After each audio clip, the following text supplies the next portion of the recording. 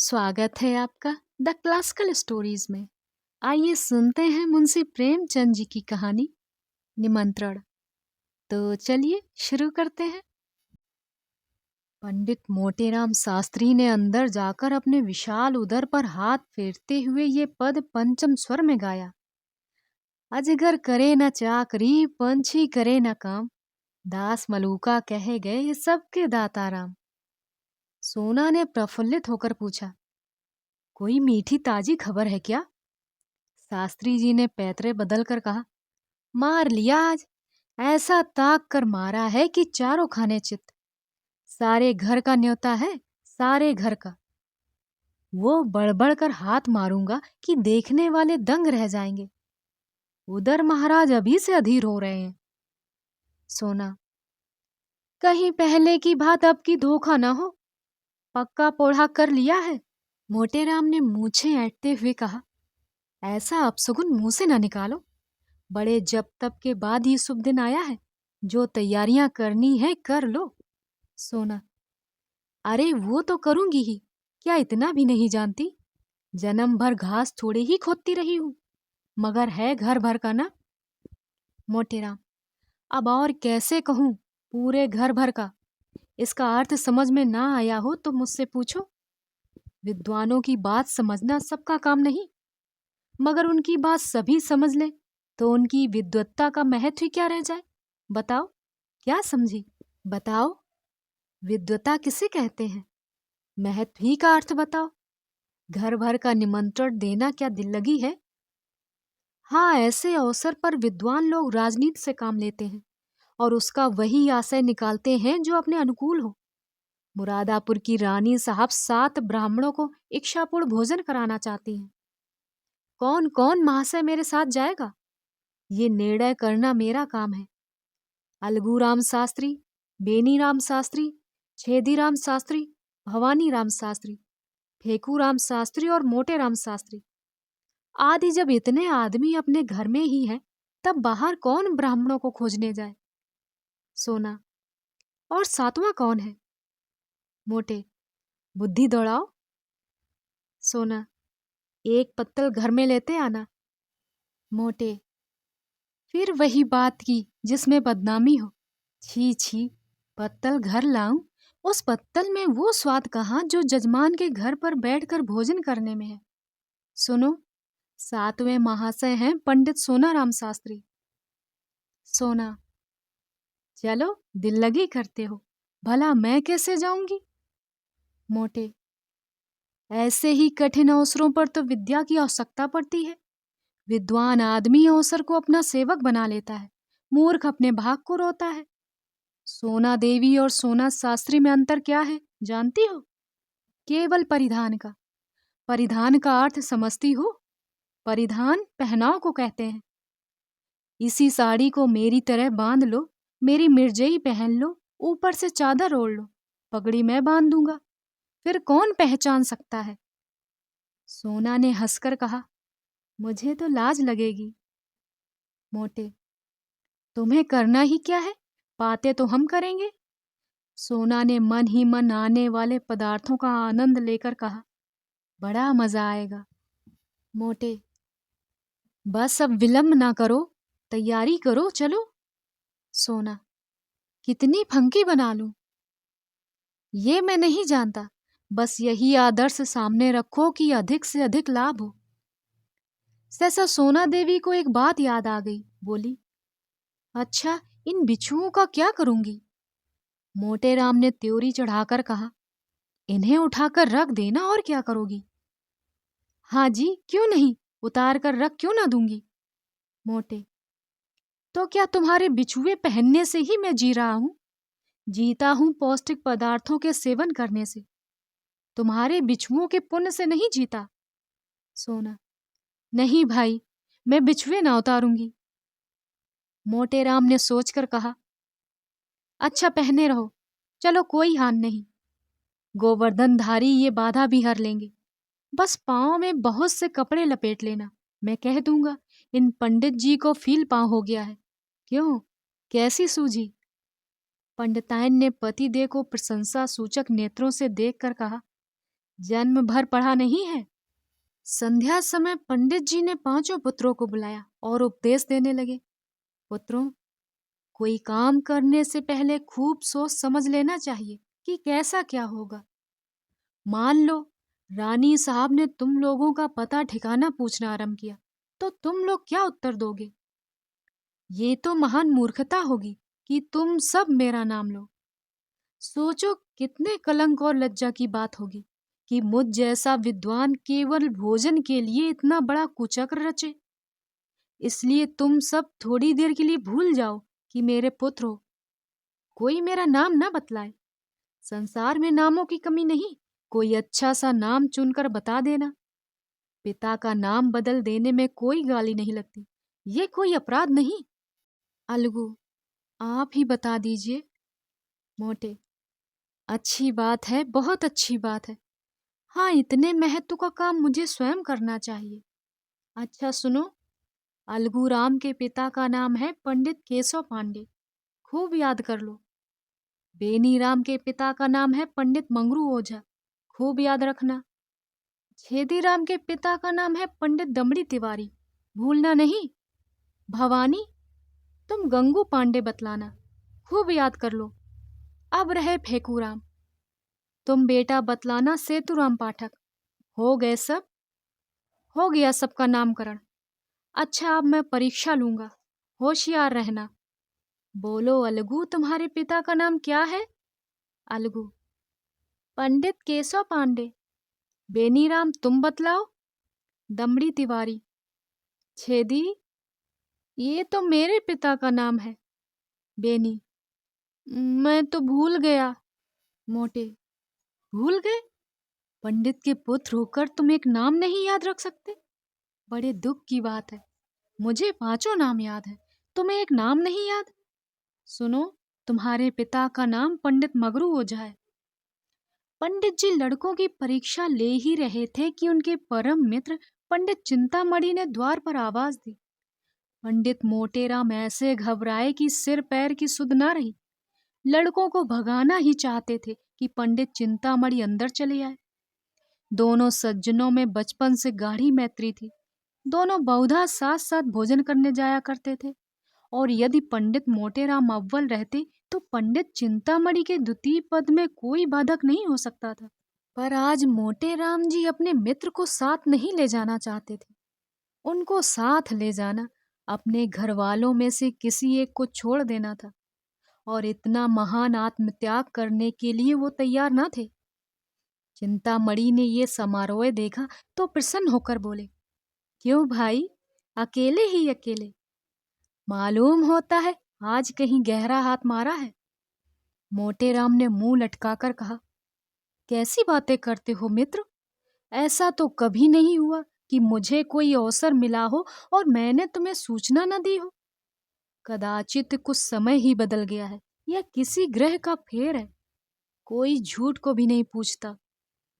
पंडित चिंतामणि ने अविश्वास के भाव से कहा, कोई ना कोई बात तो मित्र अवश्य है, नहीं तो ये बालक क्यों जमा होते?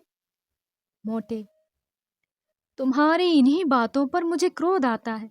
लड़कों की परीक्षा ले रहा हूं, ब्राह्मण के लड़के हैं, 4 अक्षर पढ़े बिना इन्हें कौन पूछेगा? चिंतामणि को अब भी विश्वास न आया। उन्होंने सोचा, लड़कों से ही इस बात का पता लग सकता है। फेकूराम सबसे छोटा था, उसी से पूछा, क्या पढ़ रहे हो बेटा, हमें भी सुनाओ। मोटेराम ने फेकूराम को बोलने का अवसर न दिया, डरे कि ये सारा भांडा फोड़ देगा। बोले, अभी ये क्या पढ़ेगा, दिन भर खेलता है। फेकूराम इतना बड़ा अपराध अपने नन्हे सिर पर क्यों लेता? बाल सुलभ गर्व से बोला, हमको तो सब याद है पंडित सेतुराम। हम याद कर भी ले तिस पर भी कहते हैं हरदम खेलता है। ये कहते हुए रोना शुरू कर दिया।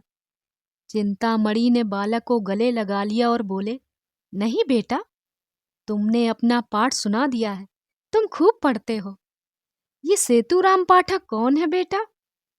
मोटेराम बिगड़ कर बोले, तुम भी लड़कों की बातों में आते हो, सुन लिया होगा किसी का नाम। जा बाहर खेल। चिंतामणि अपने मित्र की घबराहट देखकर समझ गए कि कोई न कोई रहस्य अवश्य है। बहुत दिमाग लड़ाने पर भी सेतुराम पाठक का आशय उनकी समझ में न आया। अपने परम मित्र की इस कटुलता पर मन में दुखित होकर बोले, अच्छा, तो पाठ पढ़ाइए और परीक्षा लीजिए। मैं जाता हूँ। तुम इतने स्वार्थी हो इसका मुझे गुमान न था। आज तुम्हारी मित्रता की परीक्षा हो गई। पंडित चिंतामणि बाहर चले गए। मोटेराम जी के पास उन्हें मनाने के लिए समय न था। फिर परीक्षा लेने लगे। सोना बोली, मना लो, रूठे जाते हैं, फिर परीक्षा ले लेना। मोटे, जब कोई काम पड़ेगा मना लूंगा। निमंत्रण की सूचना पाते ही इनका सारा क्रोध शांत हो जाएगा। हाँ भवानी, तुम्हारे पिता का नाम क्या है, बोलो। भवानी, गंगू पांडे। और तुम्हारे पिता का क्या नाम है, फेकू? बता तो दिया था, उस पर कहते हैं पढ़ता नहीं। हमें भी बता दो। सेतुराम पाठक तो है। बहुत ठीक, हमारा लड़का बड़ा राजा है। आज तुम्हें अपने साथ बैठाएंगे और सबसे अच्छा माल तुम्हें खिलाएंगे। सोना, हमें भी कोई नाम बता दो। मोटेराम ने रसिकता से मुस्कुराकर कहा, तुम्हारा नाम है पंडित मोहन स्वरूप सकुल। सोना देवी ने लजाकर सिर झुका लिया।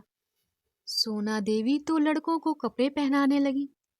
उधर फेकू आनंद की उमंग में घर से बाहर निकल पड़ा। पंडित चिंतामणि रूठ कर तो चले गए थे, पर कौतूहल वह सभी द्वार पर ही खड़े थे। इन बातों की भनक इतनी देर में उनके कानों में पड़ी, उससे ये तो ज्ञात हो गया कि कहीं निमंत्रण है, पर कहाँ है, कौन कौन से लोग निमंत्रित हैं, ये ज्ञात ना हुआ था। इतने में फेकू बाहर निकला तो उन्होंने उसे गोद में उठा लिया और बोले, कहाँ न्योता है बेटा? अपनी जान में उन्होंने बहुत धीरे पूछा था, पर ना जाने कैसे पंडित मोटेराम के कान में भनक पड़ गई। तुरंत बाहर निकले। देखा तो चिंतामणि जी फेकू को गोद में लिए कुछ पूछ रहे थे। लपक कर लड़के का हाथ पकड़ लिया और चाहा उसे अपने मित्र की गोद से छीन ले, मगर चिंतामणि जी को भी अपने प्रश्न का उत्तर नहीं मिला था। अतएव वे लड़के का हाथ छुड़ाकर उसे लिए हुए अपनी घर की ओर भागे। मोटेराम भी ये कहते हुए पीछे दौड़े, उसे क्यों लिए जाते हो, धूर्त कहीं का दुष्ट। चिंतामणि मैं कह देता हूँ, इसका नतीजा अच्छा ना होगा। फिर कभी किसी निमंत्रण में न ले जाऊंगा। भला चाहते हो तो उसे उतार दो। मगर चिंतामणि ने एक न सुनी, भागते ही चले गए। उनकी देह अभी संभल के बाहर ना हुई थी, दौड़ सकते थे, मगर मोटेराम जी को एक एक पग आगे बढ़ना दुश्वार हो गया था। भैंस की भांति हाँफते थे और नाना प्रकार के विशेषणों का प्रयोग करते हुए दुल की चाल चले जाते थे। यद्यपि प्रतिक्षण अंतर बढ़ता जाता था, पर पीछा न छोड़ते थे। अच्छी घुड़दौड़ थी। नगर के दो महात्मा दौड़ते हुए ऐसे जान पड़ते थे मानो दो गैड़े चिड़ियाघर से भाग आए हो। सैकड़ों आदमी तमाशा देखने लगे। कितने ही बालक उनके पीछे तालियां बजाते हुए दौड़े। कदाचित ये दौड़ पंडित चिंतामणि के घर पर ही समाप्त होती, पर पंडित मोटेराम धोती के ढीले हो जाने के कारण उलझकर गिर पड़े। चिंतामणि ने पीछे फिरकर ये दृश्य देखा तो रुक गए और फेकू से पूछा, क्यों बेटा, कहाँ न्योता है? बता दूंगा तो मिठाई दोगे ना? हाँ दूंगा, बताओ। रानी के यहाँ। कहाँ की रानी? ये तो मैं नहीं जानता, कोई बड़ी रानी है। नगर में कई बड़ी बड़ी रानियां थी। पंडित जी ने सोचा, सभी रानियों के द्वार पर चक्कर लगाऊंगा, जहां भोज होगा वहां कुछ भीड़ भाड़ होगी ही, पता चल जाएगा। ये निश्चय करके वो लौट पड़े। सहानुभूति प्रकट करने में अब कोई बाधा न थी। मोटेराम जी के पास आए तो देखा वो पड़े करा रहे हैं, उठने का नाम ही नहीं लेते। घबराकर पूछा, गिर कैसे पड़े मित्र? यहाँ कहीं गड्ढा भी तो नहीं है? मोटे, तुमसे क्या मतलब? तुम लड़के को ले जाओ, जो कुछ पूछना चाहो पूछो। चिंता, मैं ये कपट व्यवहार नहीं करता। दिल लगी की थी और तुम बुरा मान गए। ले उठ तो बैठ राम का नाम लेके। मैं सच कहता हूं, मैंने कुछ नहीं पूछा। चल झूठा, जनेऊ हाथ में लेकर कहता हूं, तुम्हारी शपथ का विश्वास नहीं। तुम मुझे इतना धूर्त समझते हो, इससे कहीं अधिक। तुम गंगा में डूबकर शपथ खाओ तो भी मुझे विश्वास ना आए। दूसरा ये बात कहता तो मुंह उखाड़ लेता। तो फिर आ जाओ, पहले पंडिताइन से पूछाओ। मोटे ये व्यंग न सह सके, चट उठ बैठे और पंडित चिंतामणि का हाथ पकड़ लिया। दोनों मित्रों में मल्ल युद्ध होने लगा। दोनों हनुमान जी की स्तुति करते थे और इतने जोर से गरज गरज के मानो सिंह दहाड़ रहे हो। बस ऐसा जान पड़ता था मानो दो पीपे आपस में टकरा रहे हो। मोटे, महाबली विक्रम बजरंगी। चिंता, भूत पिशाच निकट नहीं आवे। मोटे, जय जय जय हनुमान गोसाई। चिंता, प्रभु रखियो लाज हमारी। मोटे बिगड़ कर बोले, ये हनुमान चालीसा में नहीं है। चिंता, ये हमने स्वयं रचा है। क्या तुम्हारी तरह रटन विद्या है, जितना कहो उतना रच दे। मोटे, अबे हम रचने पे आ जाएं तो एक दिन में लाख स्तुतियां रच डालें, किंतु इतना अवकाश किसे है। दोनों महात्मा अलग खड़े होकर अपने अपने रचना कौशल की डींगे मार रहे थे। मल्ल युद्ध शास्त्रार्थ का रूप धारण करने लगा, जो विद्वानों के लिए उचित है। इतने में किसी ने चिंतामणि के घर जाकर कह दिया कि पंडित मोटेराम और चिंतामणि जी में बड़ी लड़ाई हो रही है। चिंतामणि जी 3 महिलाओं के स्वामी थे, कुलीन ब्राह्मण थे, पूरे 20 विश्व। उस पर विद्वान भी उच्च कोटि के, दूर दूर तक यजमानी थी। ऐसे पुरुषों को सब अधिकार है। कन्या के साथ साथ जब प्रचुर दक्षिणा भी मिली हो तो कैसे इनकार किया जाए। इन तीनों महिलाओं का सारे मोहल्ले में आतंक छाया हुआ था। पंडित जी ने उनके नाम बहुत ही रसीले रखे थे। बड़ी स्त्री को अमृति, मंझली को गुलाब जामुन और छोटी को मोहन भोग कहते थे। घर में नित्य आंसुओं की नदी बहती रहती। खून की नदी तो पंडित जी ने कभी नहीं बहाई, अधिक से अधिक शब्दों की ही नदी बहाई थी। पर मजाल ना थी कि बाहर का आदमी किसी को कुछ कह जाए। संकट के समय तीनों एक हो जाती थी। ये पंडित जी की ही नीति का ही सुफल था। ज्यों ही खबर मिली कि पंडित चिंतामणि पर संकट आ पड़ा है, तीनों कुपित होकर घर से निकली। और उनमें जो अन्य दोनों जैसी मोटी नहीं थी, सबसे पहले समर भूमि में जा पहुंची। पंडित मोटेराम जी ने उसे आते देखा तो समझ गए अब कुशल नहीं। अपना हाथ छुड़ाकर भागे, पीछे फिरकर भी ना देखा। चिंतामणि जी ने बहुत ललकारा, पर मोटेराम के कदम ना रुके। अजी भागे क्यों जाते हो, ठहरो, कुछ मजा तो चखते जाओ। मैं हार गया भाई, मैं हार गया। अभी कुछ दक्षिणा तो लेते जाओ। मोटेराम ने भागते हुए कहा, दया करो भाई। 8 बजते बजते पंडित मोटेराम ने स्नान किया और पूजा करके कहा, अब विलंब नहीं करना चाहिए। फंकी तैयार है ना। सोना, फंकी लिए तो कब से बैठी हूं। तुम्हें तो जैसे किसी बात की सुध नहीं रहती। रात को कौन देखता है कि कितनी देर तक पूजा करते हो। मोटे, मैं तुमसे एक बार नहीं 1000 बार कह चुका हूं कि मेरे कामों में मत बोला करो। तुम नहीं समझ सकती कि मैंने इतना विलंब क्यों किया। तुम्हें ईश्वर ने इतनी बुद्धि ही नहीं दी। जल्दी जाने से अपमान होता है। यजमान समझता है लोभी हैं, भुक्खड़ हैं, इसीलिए चतुर लोग विलंब किया करते हैं, जिससे यजमान समझे कि पंडित जी को इसकी सुध ही नहीं, भूल गए होंगे, बुलाने को आदमी भेजें। इस प्रकार जाने में जो मान महत्व है, वो भुखमरों की तरह जाने में क्या कभी हो सकता है। मैं बुलाने की प्रतीक्षा कर रहा हूं, कोई ना कोई आता ही होगा। लाओ थोड़ी पंखी दो, बालकों को खिला दी है ना। सोना, उन्हें तो मैंने सांझ को ही खिला दी थी। कोई सोया तो नहीं? आज भला कौन सोएगा? सब भूख भूख चिल्ला रहे थे, तो मैंने 1 पैसे का चबेना मंगवा दिया। सब के सब ऊपर बैठे खा रहे हैं। सुनते नहीं हो? मारपीट हो रही है। मोटे राम ने दांत पीस कर कहा, जी चाहता है कि तुम्हारी गर्दन पकड़ कर ऐंठ दूं। भला इस बेला चवेना मंगाने का क्या काम था? चवेना खा लेंगे तो वहां क्या तुम्हारा सिर खाएंगे? छी छी, जरा भी बुद्धि नहीं। सोना ने अपराध स्वीकार करते हुए कहा, हाँ, भूल तो हुई, पर सबके सब इतना कोलाहल मचाए हुए थे कि सुना ही नहीं जाता था। रोते ही थे ना, रोने देती। रोने से उनका पेट तो न भरता, बल्कि भूख और खुल जाती।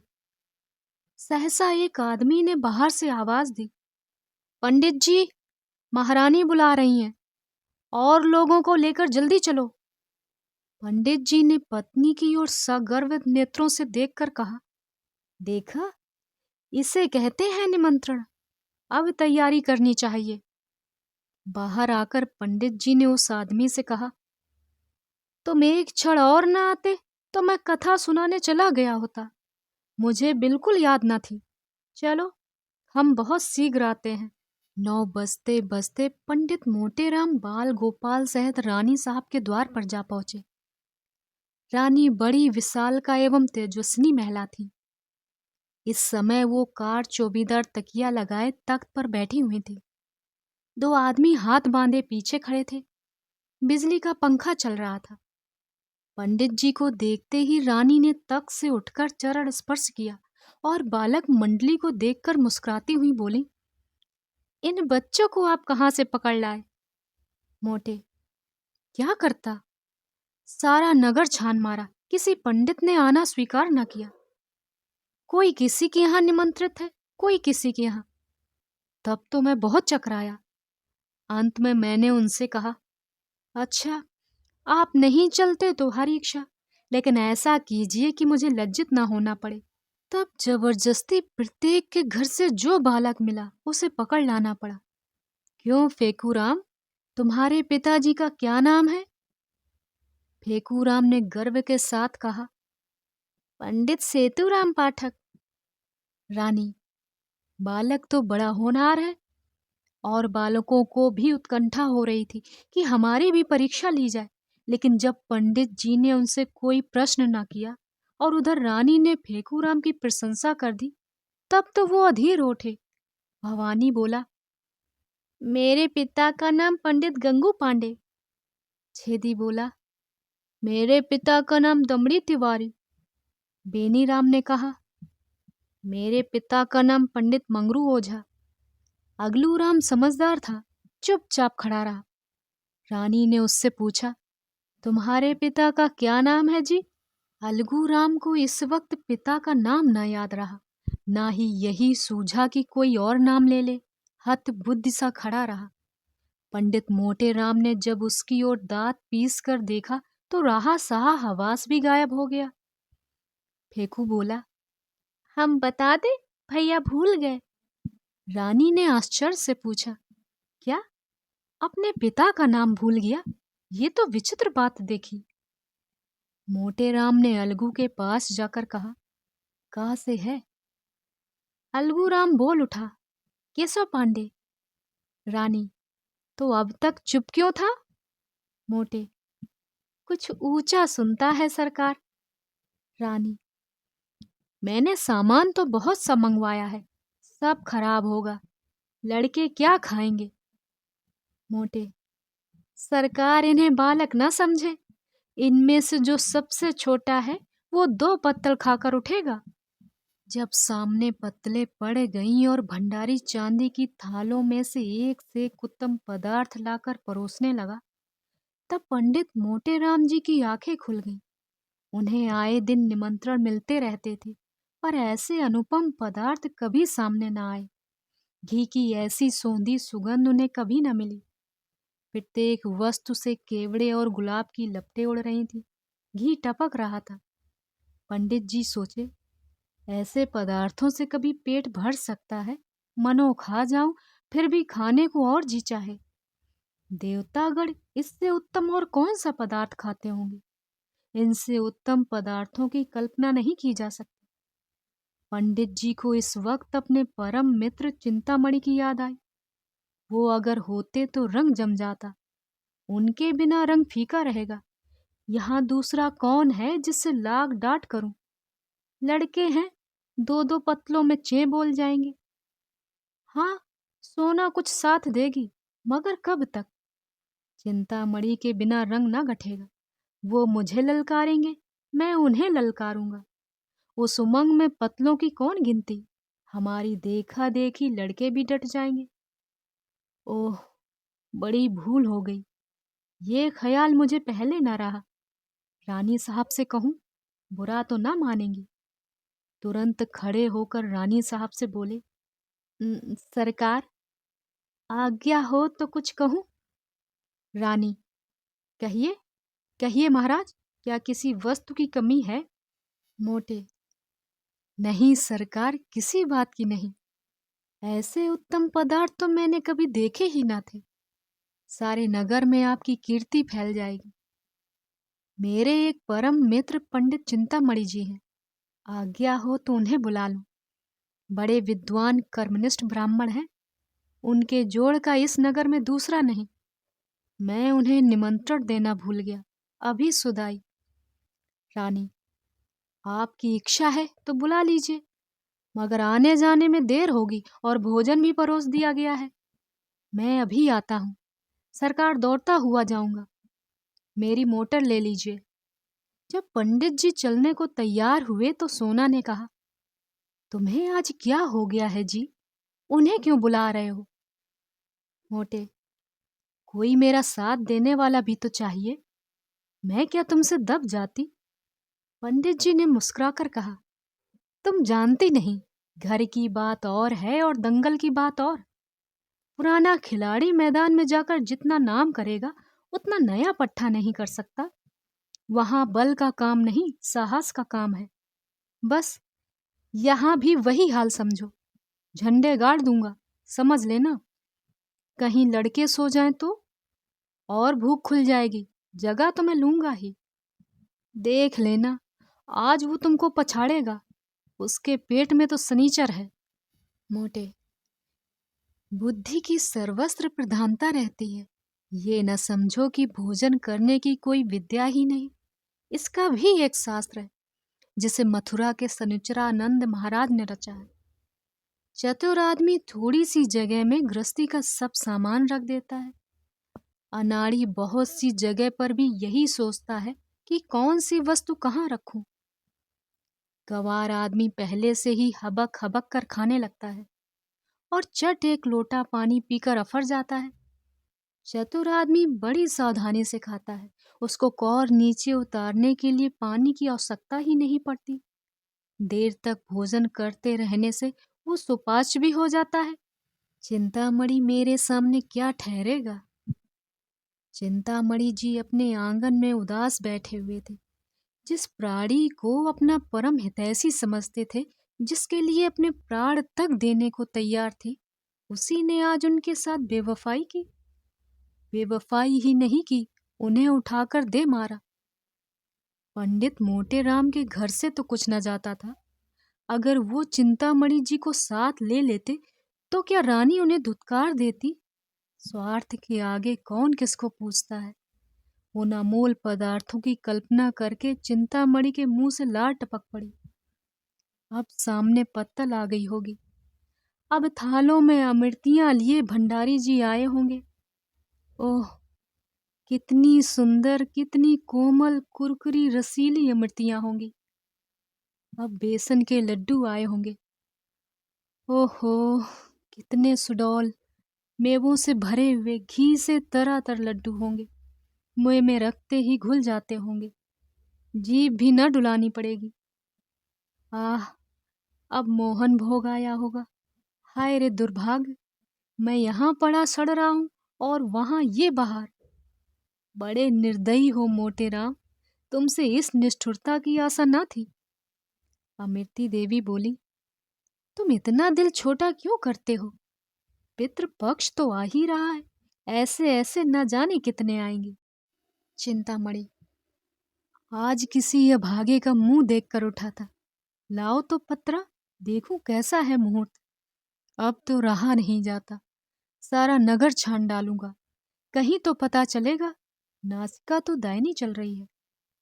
यकायक मोटर की आवाज आई। उसके प्रकाश से पंडित जी का सारा घर जगमगा उठा।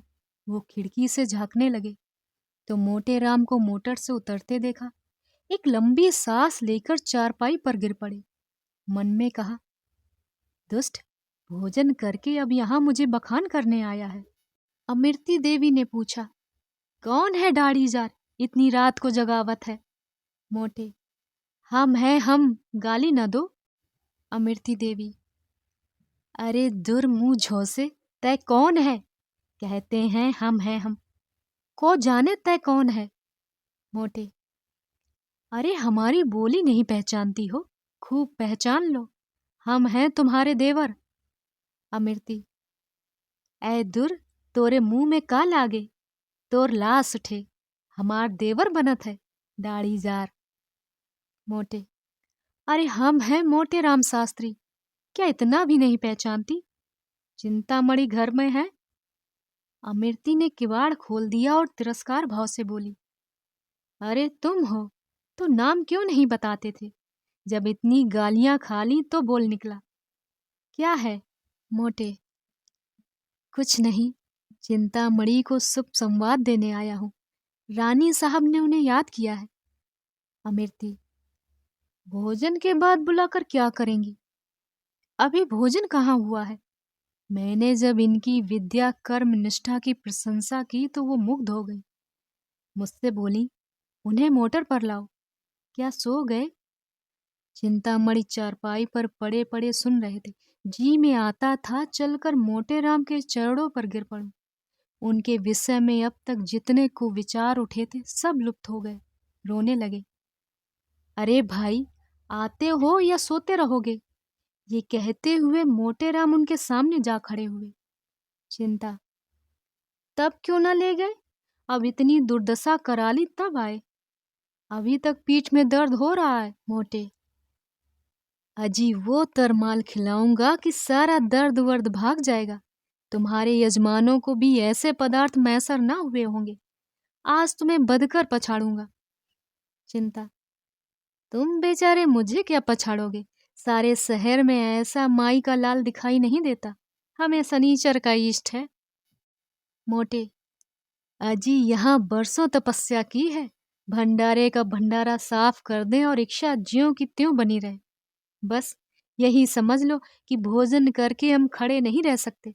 चलना तो दूसरी बात, गाड़ी पर लद कर आते हैं। चिंता, तो ये कौन सी बड़ी बात है? यहाँ टिकरी पर उठाकर लाए जाते हैं। ऐसी ऐसी डकारे लेते हैं कि जान पड़ता है बम गोला छूट रहा है। एक बार खुफिया पुलिस ने बम गोले का संदेह कर घर की तलाशी कर ली थी। मोटे, झूठ बोलते हो, कोई इस तरह डकार नहीं सकता। अच्छा, तो आकर सुन लेना, डर कर भाग न जाओ। एक क्षण में दोनों मित्र मोटर पर बैठे और मोटर चली। रास्ते में पंडित चिंतामणि को शंका हुई कि कहीं ऐसा न हो कि मैं पंडित मोटेराम का पिछलग्गू समझा जाऊं और मेरा यथेष्ट सम्मान न हो। उधर मोटेराम को भी यही भय हुआ कि ये महाशय मेरे प्रतिद्वंदी न बन जाए और रानी साहब पर अपना रंग न जमा ले। दोनों अपने अपने मंसूबे बांधने लगे। ज्यों ही मोटर रानी के भवन में पहुंची, दोनों महाशय उतरे।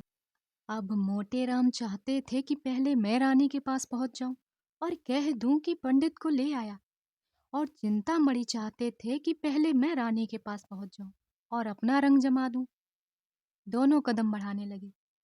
चिंतामणि हल्के होने के कारण जरा आगे बढ़ गए तो पंडित मोटेराम दौड़ने लगे। चिंतामणि भी दौड़ पड़े। घुड़दौड़ सी होने लगी। मालूम होता था कि दो गैंडे भागे जा रहे हैं। अंत को मोटेराम ने हाँफते हुए कहा, राजसभा में दौड़ते हुए जाना उचित नहीं। चिंता, तो तुम धीरे धीरे आओ ना, दौड़ने को कौन कहता है? जरा रुक जाओ, मेरे पैर में कांटा गड़ गया है तो निकाल लो, तब तक मैं चलता हूँ। मोटे, मैं न कहता तो रानी तुम्हें पूछती भी ना। मोटे राम ने बहुत बहाने किए, पर चिंतामणि ने एक न सुना। भवन में पहुंचे। रानी साहब बैठी हुई कुछ लिख रही थीं और रह रह कर द्वार की ओर ताक लेती थीं कि सहसा पंडित चिंतामणि उनके सामने आ खड़े हुए और यूं स्तुति करने लगे।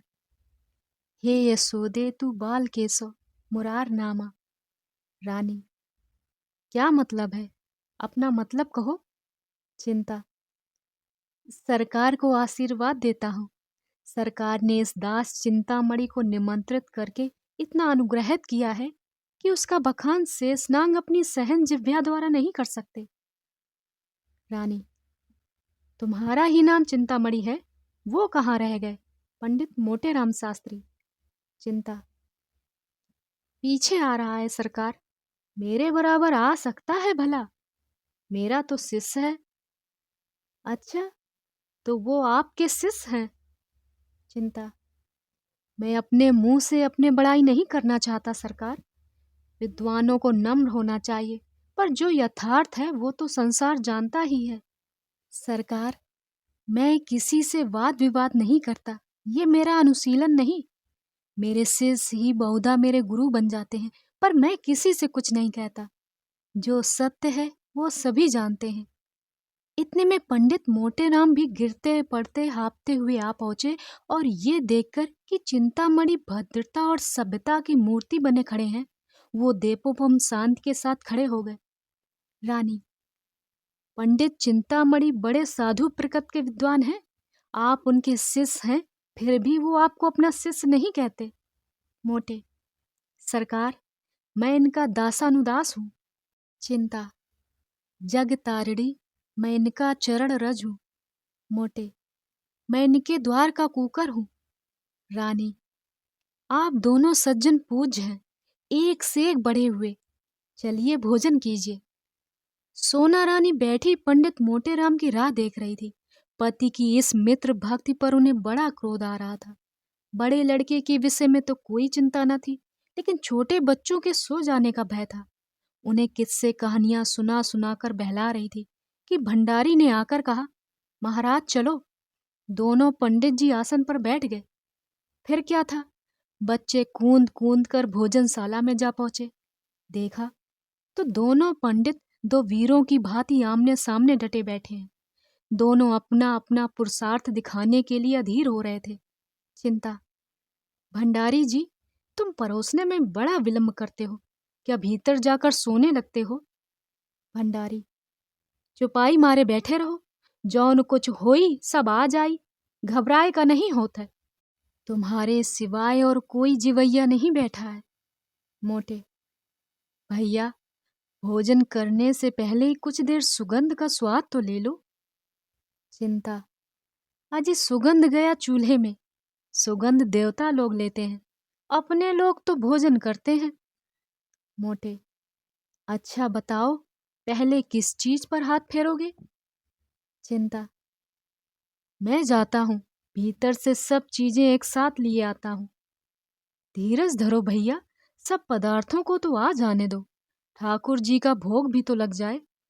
चिंता, तो बैठे क्यों हो, तब तक भोग ही लगाओ, एक बाधा तो मिटे। नहीं तो लाओ, मैं चटपट भोग लगाता हूँ, व्यर्थ देर करोगे। इतने में रानी आ गई। चिंतामणि सावधान हो गए, रामायण की चौपाइयों का पाठ करने लगे। मोटेराम ने देखा कि चिंतामणि का रंग जमता जाता है, तो वो भी अपनी विद्वता प्रकट करने को व्याकुल हो गए। बहुत दिमाग लगाया, पर कोई श्लोक, कोई मंत्र, कोई कविता ना याद आई। तब उन्होंने धीरे धीरे राम नाम का पाठ आरंभ कर दिया। राम भज राम भज राम भज रे मन। इन्होंने इतनी जोर से ऊंचे स्वर में जप करना शुरू किया कि चिंतामणि को भी अपना स्वर ऊंचा करना पड़ा। मोटेराम और जोर से गरजने लगे। इतने में भंडारी ने कहा, महाराज अब भोग लगाइए। ये सुनकर उस प्रतिस्पर्धा का अंत हुआ। भोग की तैयारी हुई। बाल वृंद सजग हो गए। किसी ने घंटा लिया, किसी ने घड़ियाल, किसी ने शंख तो किसी ने करिताल, और चिंतामणि ने आरती उठा ली। मोटेराम मन में ऐठ कर रह गए, रानी के समीप जाने का ये अवसर उनके हाथ से निकल गया। पर ये किसे मालूम था कि विधिवाम उधर कुछ और ही कुटिल क्रीड़ा कर रहा है। आरती समाप्त हो गई थी। भोजन शुरू होने को ही था कि ये कुत्ता न जाने किधर से आ निकला। पंडित चिंतामणि के हाथ से लड्डू का थाल गिर पड़ा। पंडित मोटेराम अचकचा कर रह गए। सर्वनाश! चिंतामणि ने मोटेराम से इशारे से कहा, अब क्या कहते हो मित्र? कोई उपाय निकालो। यहाँ तो कमर टूट गई। मोटेराम ने लंबी सांस खींचकर कहा, अब क्या हो सकता है? ये ससुरा आया किधर से? रानी पास ही खड़ी थी। उन्होंने कहा, अरे कुत्ता किधर से आ गया? ये रोज बंधा रहता था, आज कैसे छूट गया? अब तो रसोई भ्रष्ट हो गई। चिंता, सरकार आचार्यों ने इस विषय में। मोटे, कोई हर्ज नहीं है सरकार, कोई हर्ज नहीं है। सोना, भाग्य फूट गया। जोहत जोहत आधी रात बीत गई, तभी विपत्ति फट पड़ी। चिंता, सरकार स्वान के मुख में अमृत। मोटे, तो अब आज्ञा हो तो हम चलें? रानी, हाँ और क्या। मुझे बड़ा दुख है कि इस कुत्ते ने आज इतना बड़ा अनर्थ कर डाला। तुम बड़े गुस्ताख हो गए हो टामी। भंडारी, ये पत्तल उठाकर मेहतर को दे दो।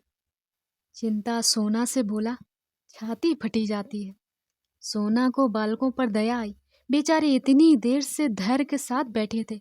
बस चलता तो कुत्ते का गला घोट देती। बोली, लड़कन का तो कोई दोष नहीं परत है, इन्हें काहे नहीं कोई खवाए देत। चिंता, मोटेराम महादुष्ट है, इसकी बुद्धि भ्रष्ट हो गई है। सोना, ऐसे तो बड़े विद्वान बनते हैं, अब काहे नहीं बोलत बनत। मुँह में दही जम गो, जैबे नहीं खुलत है। चिंता, सत्य कहता हूँ, रानी को चकमा दे देता। उस दुष्ट के मारे सारा खेल बिगड़ गया, सारी अभिलाषाएं मन में रह गईं। ऐसे पदार्थ अब कहाँ मिल सकते हैं। सोना, सारी मनुष्यई निकल गई, घर में ही गर्जे के शेर हैं। रानी ने भंडारी को बुलाकर कहा, इन छोटे छोटे 3 बच्चों को खिला दो, ये बेचारे क्यों भूखे मरे। क्यों फेकूराम, मिठाई खाओगे? इसीलिए तो आए हैं। कितनी मिठाई खाओगे? बहुत सी। अच्छी बात है, जितनी खाओगे उतनी मिलेंगी, पर जो बात मैं पूछूं वो बतानी पड़ेगी। बताओगे ना? हाँ बताऊंगा, पूछिए। झूठ बोले तो एक मिठाई न मिलेगी, समझ गए? मत दीजिएगा, मैं झूठ बोलूंगा ही नहीं। अपने पिता का नाम बताओ।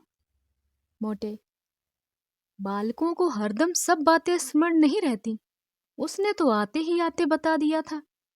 रानी, मैं फिर पूछती हूँ, इसमें आपको क्या हानि है?